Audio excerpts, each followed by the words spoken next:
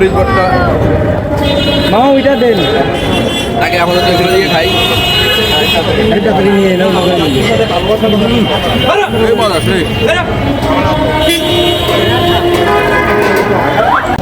আমরা এখন চিতল পিঠায় খেতে আসছি।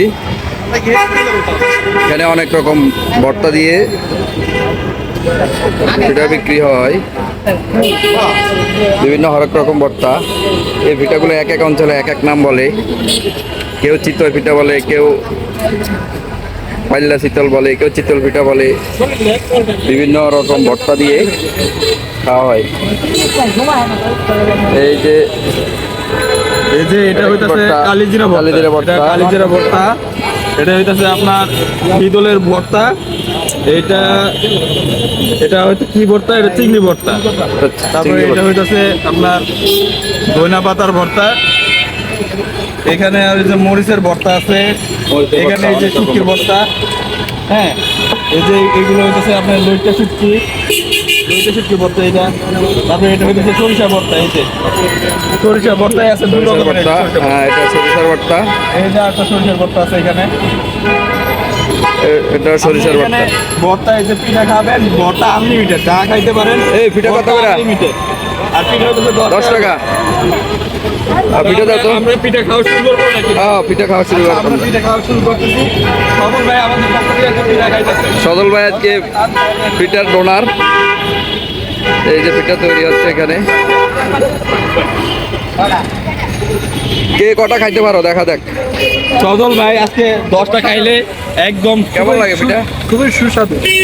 ভাপা পিঠা আছে, ভাপা পিঠা। ভাপা পিঠা আছে, আর ভাপা পিঠা খাইলে খাওয়া যায়। ভাপা পিঠা কত করে ভাইয়া? ভাপা পিঠা, এই যে সুন্দর ভাপা পিঠা হইতেছে আপনার 10 টাকা করে।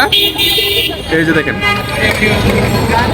এই যে ঠিক আছে, নারকেল দেওয়া আছে এখানে। নারকেলটা সাদা হওয়ার কারণে বোঝা যাইতেছে না নারকেল, এখানে সাদা সাদা নারকেল দেওয়া আছে। আমি মনে করি পিঠাদের ভিতরে হচ্ছে মানে পিঠার রাজ হচ্ছে এই চিতই পিঠা। কারণ এই পিঠাটা দিয়ে ভালোই আপনি ভর্তা দিয়েও খায় মজা পাবেন, গরুর গোস্ত দিয়েও খায় মজা পাবেন, দুধ দিয়েও খায় মজা পাবেন, যে কোনো ভাবে অসাধারণ। দাঁড়া করে লইলে ভালো। আমি ভাপা পিঠা খাচ্ছি।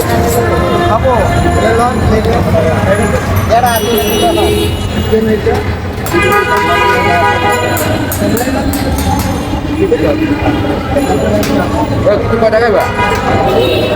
যা খাইতে পারো খাও দোকান থেকে।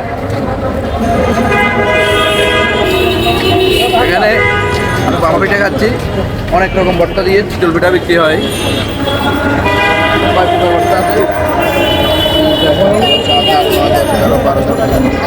18 আইটেমের ভর্তা আছে। 18 আইটেমের ভর্তা দিয়ে চিতল পিঠা 18 আইটেম দিয়ে খাওয়া যাবে।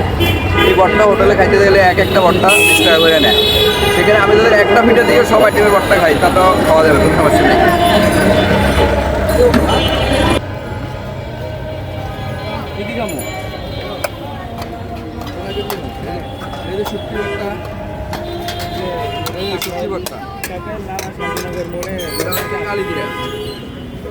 এটা হচ্ছে শুটকি।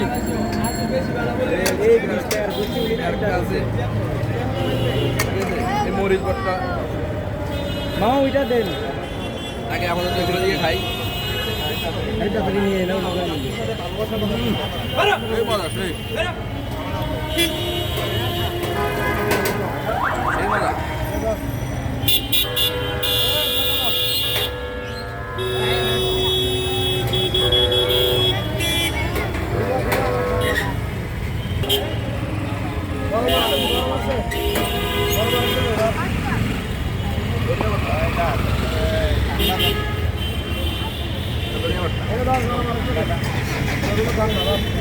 ভাপা পিঠা খাচ্ছি এখন। শীতকালে যদি শীতের পিঠা না খাওয়া হয় তাহলে শীতের মধ্যে থাকে না। শীত আর আসে নাই, এমনি তো শীত চলে গ্রামে। এলাকাতে হালকা হালকা মানে কিসের পিঠা হচ্ছে? শীত করতেছে। শীতে গেলে এই শীতের ভিতরে ভাপা পিঠা খাচ্ছে।